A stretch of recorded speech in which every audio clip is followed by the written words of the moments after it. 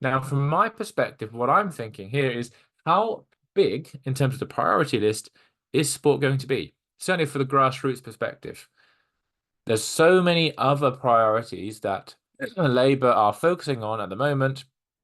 And in terms of their manifesto, you can quite clearly see it's looking at getting the NHS waiting lists down. It's about getting more people into work. It's getting more teachers. It's trying to stop the boats, etc., etc. Sport doesn't really feature very heavily.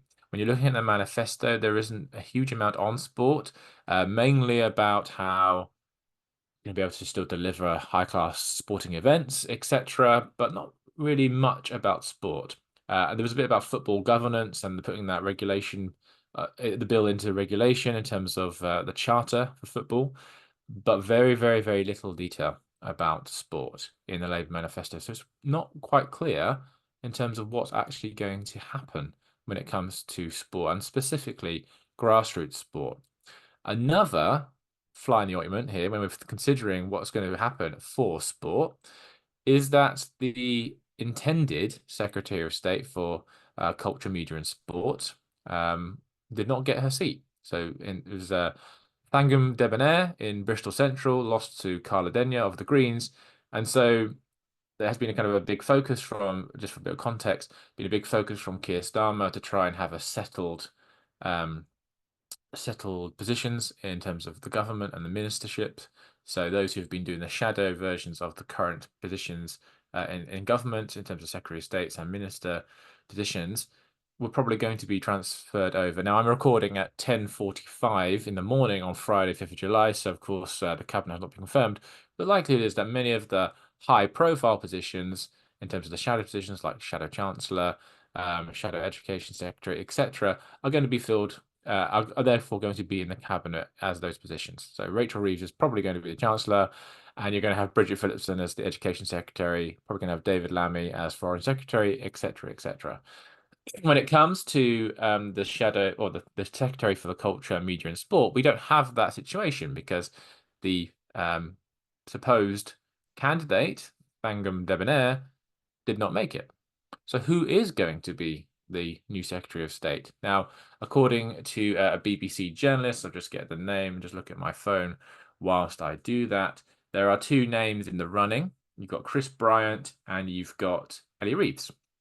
So this was from Henry Zeffman of the BBC. He was saying that those were the kind of names that he was hearing. Now, this was a few hours ago, so of course the situation could change. So what I did is I looked on Hansard, which is a government website essentially where it reports all the kind of speeches and all the voting records and all written correspondence that ministers do. And for the last period of the parliament, I searched keyword was sport and I searched a keyword for disability and tried to find out for Chris Bryant and also for Ellie Reeves what kind of their views are. I didn't find much for Ellie Reeves in terms of sport, very little. In terms of disability for both of them, it was pretty generic. There wasn't anything specific that I could really take that was fairly substantive. For Chris Bryant, he's done a lot of work around concussion in sport. So concussion in sport is a very, I think, big driving factor for Chris Bryant. So if he does become the Secretary of State for Culture, Media and Sport, I imagine that there's going to be a look at concussion in sport and kind of safe protocols for the elite and grassroots aspect. He seems very passionate and has championed that cause for a number of years. Also, it's important to note that during the 2010 to 15 period of Parliament, Chris Bryant was in, I think, a shadow position of Secretary of State for Culture, Media and Sport at that time, and also held a minister position as well as a shadow minister in that particular area. So he's got some links in that area. So perhaps Chris Bryant is likely to be the one who gets the position.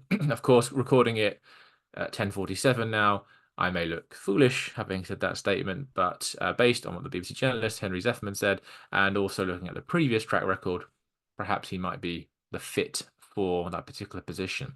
So we don't know what the priorities are going to be.